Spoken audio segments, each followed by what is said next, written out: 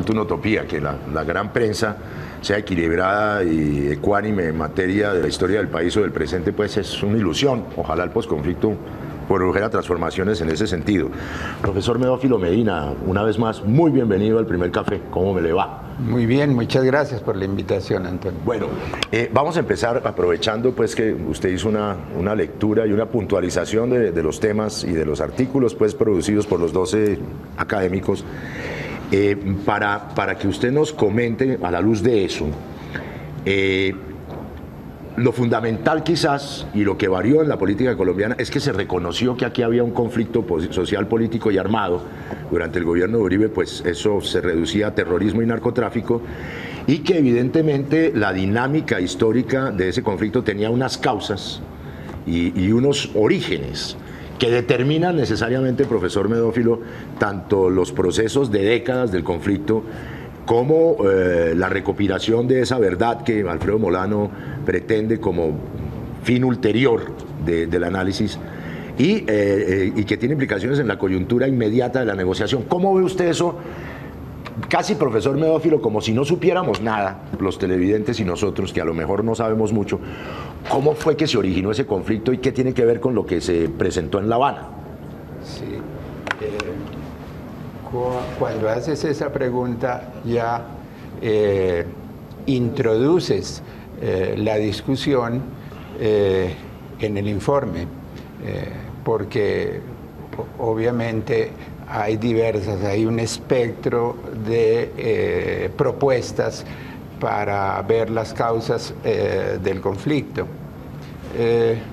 A mi juicio, el conflicto se inició, y yo hablo del conflicto atendiendo a los actores que lo conforman, es decir, la insurgencia y el Estado. No me remonto, para hablar del conflicto, a la conquista de América, que fue violenta, fue un hecho militar. Otro conflicto. Pero hay que partir de acotamientos, y el acotamiento yo lo sigo por los actores armados, ¿no?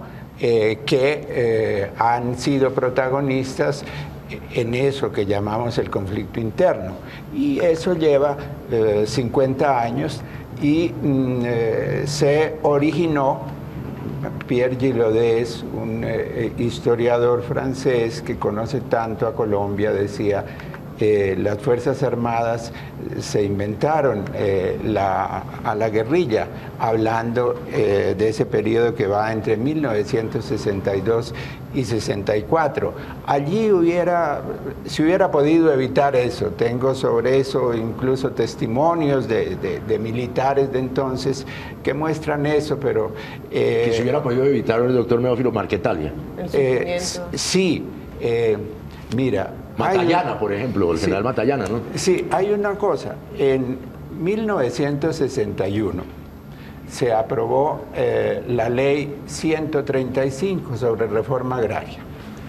Esa ley, en buena parte trabajada y presentada por Carlos Lleras Restrepo, dirigente del Partido Liberal, representa como el punto máximo al que llegó el agrarismo liberal en Colombia. Y esa ley 135, aprobada en el Congreso en el 61, pues tenía elementos de resolución, al menos parcial, del problema agrario. Aprobada, sin embargo, no se aplicó.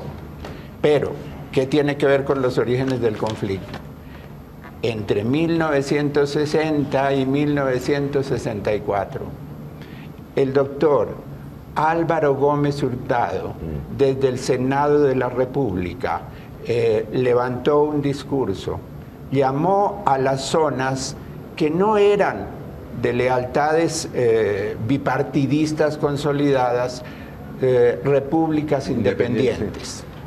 En su lenguaje, él presentaba al Pato, Guayabero, el sur del Tolima, a la región del Tequendama, en Cundinamarca, al oriente del Tolima, al Sumapaz, como unas zonas donde imperaba el poder soviético. Yo creo que el Partido Comunista de la Unión Soviética pues no sabía ni estaba sobre el interés de que el Pato, Guayabero, el interés geopolítico. En una época en que Nikita Khrushchev estaba en pleno desarrollo de la Guerra Fría con los misiles en La Habana y etcétera. Sí, no era posible. Entonces, pero el discurso, ¿por qué lo levantó este dirigente del Partido Conservador?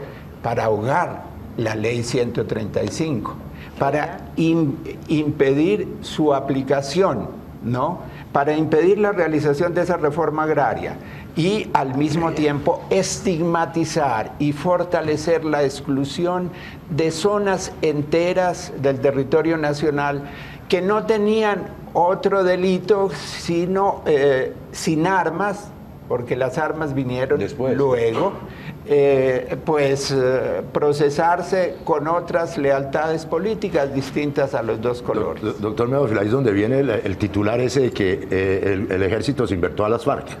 Sí, eso era lo que decía, lo que escribió Pierre Gilodés.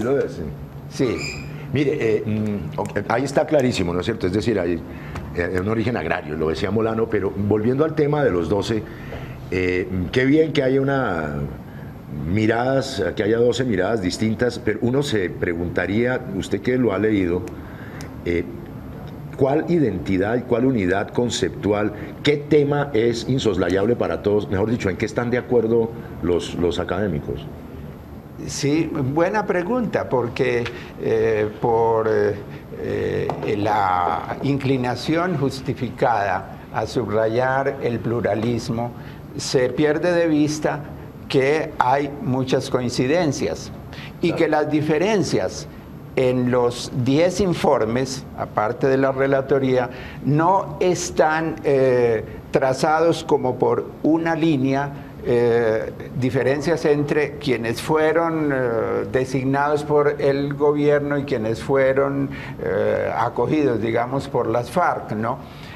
No, entre los informes de una y otra parte puede haber coincidencias y yo celebro la pluralidad, pero un ejercicio bueno es encontrar en esos 10, 12 informes con los relatores las cosas comunes, porque son ellas las que brindan insumos que deben tenerse en cuenta. ¿Cuáles señalaría usted ahí? Está claro el problema de la tierra. Está el problema ahí hay diferencias, pero todos sitúan en el narcotráfico un tema muy importante,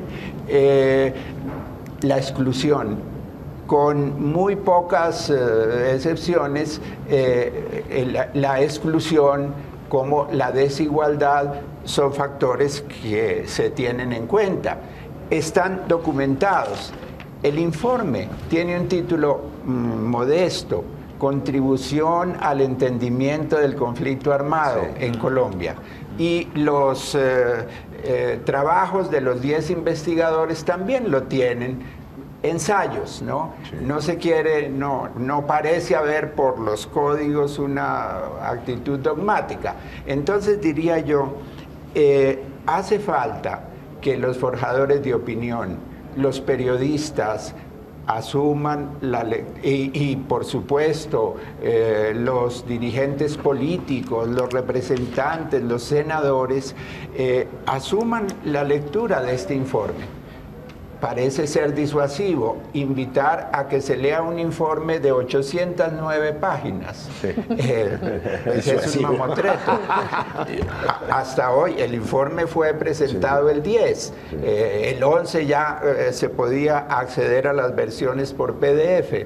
Yo no pretendo haberlo leído todo, pero hay una sugerencia que haría. Los autores presentaron resúmenes. Tenemos 10 resúmenes. Sí, sí. Cada resumen es de, a lo sumo, 2 cuartillas. es una buena introducción, ¿no? Yo no digo para que no se lea, para que no se vaya a los informes en su conjunto, pero una primera lectura le da a la gente digamos, un espectro de los temas que se tienen, y con esa orientación y con intereses particulares pues puede ir a uno u otro informe, los que les parezcan más prometedores, los que aparezcan más problemáticos. Me parece ese un buen ejercicio, ¿no? Que de allí se esperen, que no tanto porque en los informes haya propuestas de solución, pero de su estudio sí saldrán. Hoy mismo se registraba lo que Iván Márquez dijo ayer en La Habana, sí, que se comprometían las FARC a evitar, a proscribir, mejor dicho, el reclutamiento de jóvenes menores de 17 años. Esos son avances. Yo creo que el proceso está avanzando desde el 17 de junio del 2014, cuando el tema de las víctimas, a unos pasos acelerados. El presidente Santos acogió como un paso correcto, pero yo diría, fijémonos, y dijo, pero falta mucho más. Tiene razón, pero por otro lado yo invitaría a que nos fijemos cómo avanza la parte del gobierno, cómo avanza la aplicación de la ley 1448 de víctimas y restitución de tierras. Claro. Hay 1.800 sentencias y solamente 5.700 casos presentados de todos los desposeídos y solo 1.600 sentencias en firme, es decir, unos pocos miles de hectáreas cuando hay 6 millones de hectáreas de desplazados. Profesor Medina, mire, uno entendería que este informe y la síntesis que usted menciona tiene un propósito amplio, fundamental, de precisar los orígenes y el desarrollo del conflicto social político y armado en los últimos 50, 60 años como terreno de investigación, de memoria, de punto de vista sobre las víctimas, en fin, una cosa de carácter más universal. Pero uno entendería también, porque es en ese contexto donde se produce, que es un insumo no solamente para los intelectuales, para los analistas, para la gente que quiere saber, sino es que es un insumo para la mesa. En ese sentido va la pregunta, ¿cómo cree usted, habiendo analizado esto, que pueda incidir de manera optimista, desde luego, en la potenciación, en el equilibrio y en la armonía de los diálogos, el informe tanto para las FARC como para el gobierno? Tú preguntabas por la mesa. Sí. Y en un primer segmento de tu pregunta, y claro, para la mesa va a ser un material de apoyo muy importante, de consulta, ver que hay acuerdos en puntos entre las dos vertientes que conformaron esta comisión histórica. Es eso, dos vertientes que están también ahí en la mesa, sí, o sea que de alguna manera es optimismo. Sí, ¿no? Porque fueron designadas por un lado y el otro, claro. Por ellos. Pero el otro nivel de la pregunta es hacia la opinión pública. También. Es decir, ahí es más difícil. Lo que a mí me ha parecido fascinante que en el curso de los desarrollos de las negociaciones, las partes en la mesa han aprendido a respetarse y son más cuidadosas en la selección del lenguaje cuando se refieren al otro. Ustedes verán, por ejemplo, entre el rostro adusto, regañón, como de prefecto de disciplina del doctor de la calle Lombana, inicialmente, que aparecía así siempre y advirtiendo. Hoy es mucho más calmado y tal vez de parte de Iván Márquez mucho menos enfático, hay más matices. Es decir, la mesa en ese sentido del manejo emocional y de las formas, sí, ha crecido. Pero en la opinión pública no es lo mismo. Allí hay diferenciales y hay un sector que no quiere, que cierra los ojos frente a los avances que se han registrado, a la aceleración de la negociación y que permanecen con el grito herido, la invitación a la revancha, pues no puede haber paz. Cuando el Centro Democrático primero sacó 60 puntos para discutir y luego en un último reportaje Rangel plantea que son 20 las discusiones, los puntos en La Habana son 5, sí. Los que en últimas, con todas las rebajas que han hecho, los puntos de discusión con el Centro Democrático serían 20. Con los 5 ya llevamos más de 2 años y ha sido prolongado. ¿Cuánto exigirá los 20 si es que el presidente Santos acepta negociar con el Centro Democrático? Que pone también el origen de esto, ¿el Centro Democrático es el Álvaro Gómez de entonces? Pero Álvaro Gómez quería la legalización de la droga. Pues claro, después Álvaro Gómez evolucionó, pero, sí, pero Álvaro Gómez cambió. Y quería la paz y de muchas cosas que dijo Álvaro Gómez no se sabe qué fueron, cuando él decía el acuerdo sobre lo fundamental. Bueno, ¿y qué era el acuerdo sobre lo fundamental? Pero después Petro tomó que era el acuerdo. No, a veces son eslogans que no se sabe el contenido. Yo no haría esa comparación, es otro periodo, otro periodo histórico. Sí, pero lo que me llama la atención es que no tienen elementos de realismo para orientarse en la política actual. Sobre todo una cosa, yo confío mucho en que independientemente de que la firma en La Habana de un documento de acuerdo vaya a resolver los problemas, no tengo esa ilusión, pero el hecho de sustraer del ambiente político de este país, que el tema de discutir por esa guerra interna sea lo que divide a grandes sectores políticos, eso es la expresión de un atraso muy grande. ¿Cómo es que dos neoliberales como el senador Uribe y Santos, el presidente de la República, dos neoliberales, sin embargo, estén confrontadísimos por un tema que es el de la guerra? Yo diría que la firma puede poner, sincerar la política y puede exigir y hacer que los electores exijan pues plataformas mucho más consistentes, ahí sí que atiendan a lo fundamental. Maestro Medófilo, oyéndolo se me ocurre, usted había, al principio de esta conversación tan agradable, usted había dicho que varios de esos 12 visiones sobre la historia del conflicto en este país llamaban a que una de las causas importantes es la inequidad, la desigualdad y la injusticia. No todos, pero varios. Uno podría pensar que el momento histórico en el que está Colombia nos permitirá construir un proceso de posconflicto atacando esas causas, porque aquello de conocer a la historia para no repetirla se nos puede seguir dando en este momento histórico cuando el gobierno es neoliberal y la oposición también. Soy muy muy optimista, valga el lapsus. Soy muy optimista en que La Habana va a terminar con un documento de acuerdo.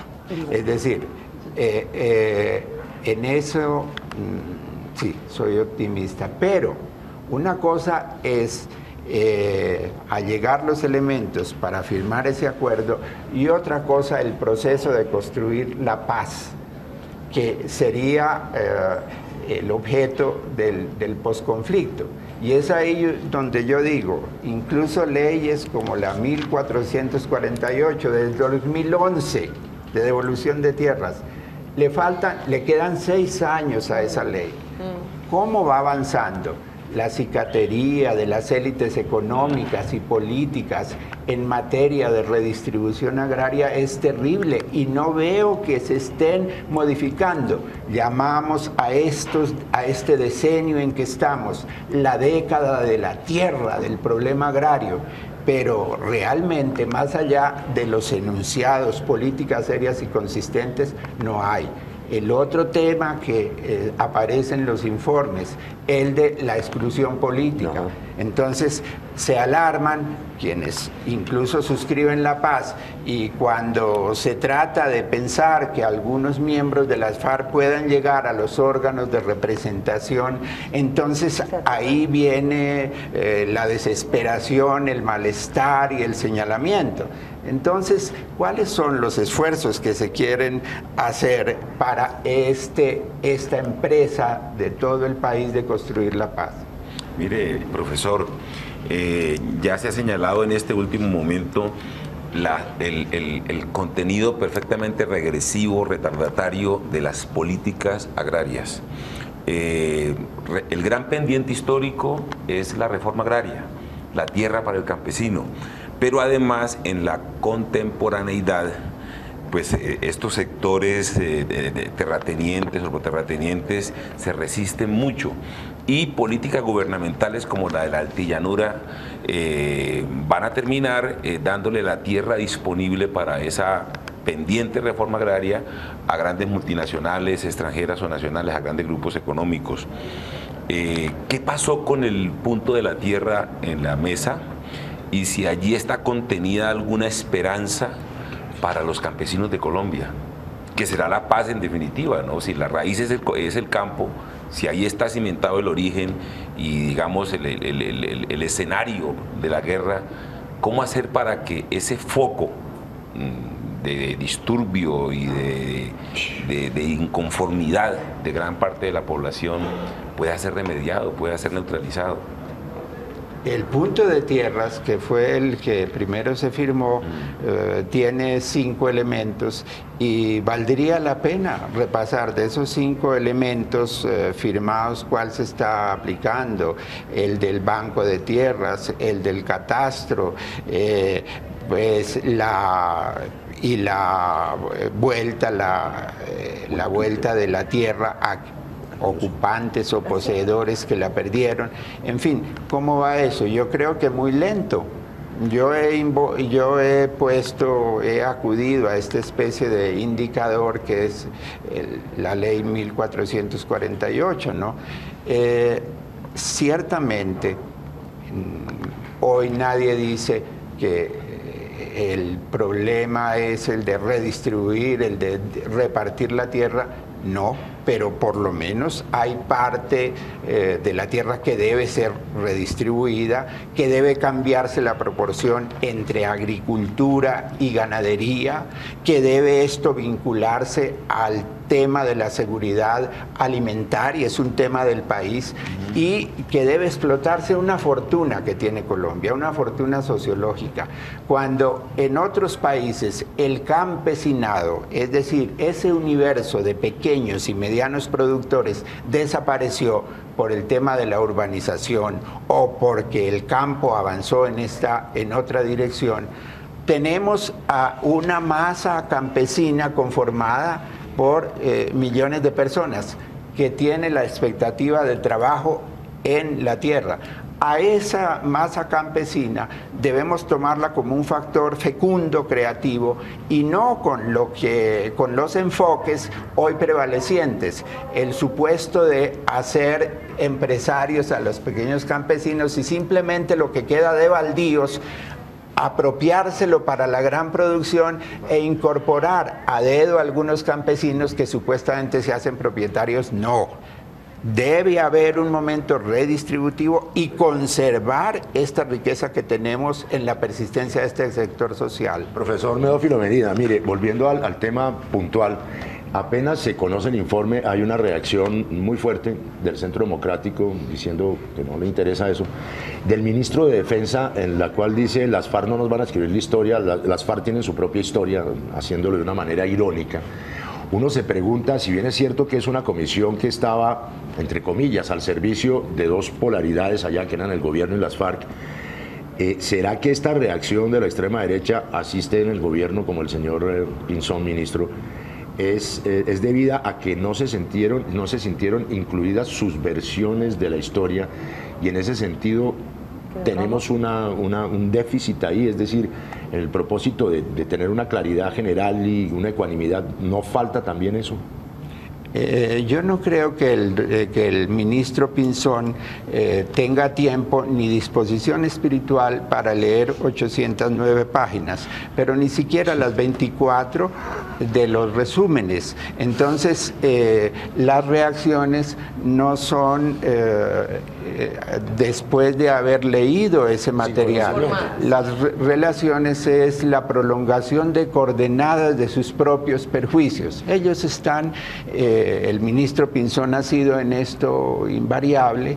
A mí, pues, lo que me preocupa es por qué el presidente Santos lo mantuvo en el gabinete. Yo creo que con un cálculo, diciendo, bueno, hay sectores muy enemigos del proceso en las Fuerzas Armadas, tengamos ahí a una persona que lo sepa tratar, que acoja sus prejuicios en cierto modo. Yo creo que es una cosa astuta de Santos, sí. Pero el proceso de paz es un proceso tan serio que necesita más que astucia, necesita inteligencia política.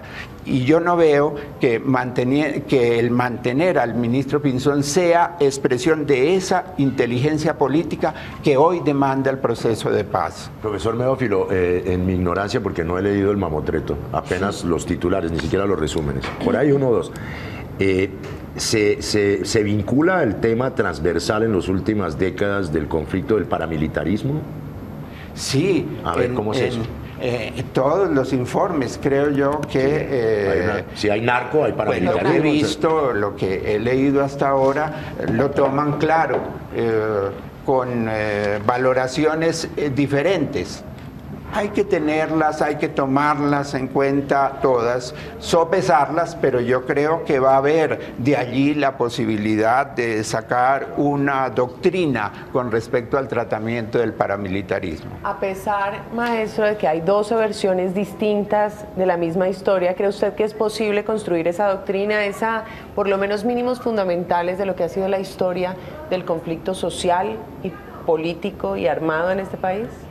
De lo que he leído, solamente en dos casos, el informe comienza con la afirmación: el conflicto armado se generó porque grupos se organizaron como insurgencia en búsqueda de lucro de grupo o personal. Solamente dos informes, digamos, se ponen en ese predicamento. En general, los demás parten de causas objetivas, le dan más peso a unas que a otras. Y yo digo que no es sorprendente, porque en principio se trata de 12 personas que no llegaron a esto para estudiarlo en 3 meses, 5 resultaron, inicialmente eran 3, sino que venían de una investigación, de visiones sobre la historia contemporánea de Colombia. No serán todos, pero en principio de estas 12 personas yo veo es un grupo de intelectuales antes que expertos, que es una palabra que detesto. Y la experticia. Sí, y yo creo que eso es una garantía, ¿no? Sí. Profesor Medófilo, mire, se supone y se prevé que esto que acaban de entregar es insumo para una futura comisión de la verdad. O sea que el posconflicto debe tener esa comisión. ¿Cuándo será eso? Los pasos para llegar a eso. ¿Cómo es eso de la comisión de la verdad a futuro? Yo creo que se ha dicho poco sobre la comisión de la verdad. Yo creo que eso será de las cosas que se pacten en el documento que concluya las negociaciones, ¿no? Hasta ahora se dice la Comisión de la Verdad va a ser muy independiente. Los insumos que esta comisión de consideraciones sobre el conflicto interno le brinde, pues podrán ser, y seguramente la Comisión de la Verdad se apoyará en parte de ellas, pero tendrá toda la independencia. Y de todos modos, otros énfasis, será una comisión más política, será una comisión con mucho elemento jurídico, ¿no? Antes que sociológico, politológico, como es esta. Profesor Medófilo, para terminar, a usted no lo llamaron ni las FARC ni el gobierno. lo cual lo cual habla bien de usted. Pues, y yo creo que pues he seguido tanto la guerra como la paz, Sí. pero cuando se conformó la comisión, yo recordé dos cosas, que yo le escribí una carta a Alfonso Cano, Sí, sí. que luego Importantísimo documento. Sí. me la contestó Timochenko. Sí. Timochenko fue muy respetuoso conmigo, pero a la vez sumamente agudo en las críticas y en señalar desacuerdos muy fuertes con mi carta. Después de eso, no sería de ese lado de la mesa Pero quienes bueno, me propondrían. entonces, Pero el doctor de la calle Lombana Sí. también escribió un artículo en El Espectador que lo tituló con el nombre curioso Medófilo. Ahí estamos. Mire, en ese sentido, profesor Pero él Sí. reconoce cosas de mi carta, pero a la vez critica otras. Entonces tampoco yo esperaría ok. que de allí fuera una persona en quien Perfecto. confiara. Entonces, en ese sentido, habiendo observado el documento de su propio coturno, desde su propio ángulo, ¿qué hubiera usted añadido, si es del caso, a esos ensayos, a esos textos? Visiones. Difícil de decir, pero yo hubiera insistido frente al conjunto de la comisión en agudizar el esfuerzo por ver qué consensos se establecían entre las dos vertientes, que pudieran ofrecer elementos más expeditos para las soluciones. Sí. ¿Será que les faltó tiempo? Sí, porque yo esperaría lo mismo también. ¿En qué hubo acuerdo y en qué no hubo acuerdo? ¿Cierto? O sea, que tratar de sistematizar, de sintetizar una postura que podría reunir con cierta unanimidad unas precisiones de nuestra historia reciente y otras que quedan pues allí para que cada uno la mantenga. Eso se hará enseguida. Yo creo que es el trabajo de los relatores. Habrá que leer con más atención en la mesa, en la rueda de prensa en que hablaron Eduardo Pizarro y Moncayo, pues ahí ya presentaron, fue una audiencia larga, presentaron puntos, algunos comunes, pero yo ante todo vi como diferencias. Eso no quiere decir que no se podría hacer el esfuerzo de ver qué hay en común. Profesor Medófilo, están en plena campaña, debate de elección de nuevo rector de la Universidad Nacional. Mantilla quiere volver, por allá hay otros. ¿Qué está pasando en la Nacho?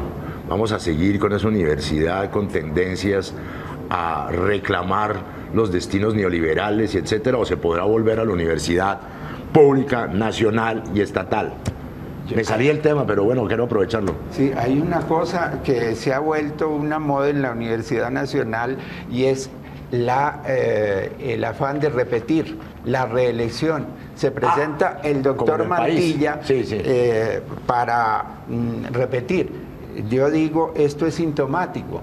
En una universidad donde ya más del 50% de su presupuesto viene de recursos propios, yo creo que se han tejido unos grupos de interés que quieren persistir en el cargo. Por eso me parece a mí muy importante que haya una renovación. Para mí la garantía de renovación es la candidatura del del médico, que además es doctor en historia, Mario Hernández, sí. Yo creo que es una promesa de renovación importante. Valga decir que hay hasta farándula metida ya como candidaturas a la rectoría de la Universidad Nacional. Profesor Medófilo, muchas gracias. ¿A usted le interesan los carnavales de Barranquilla?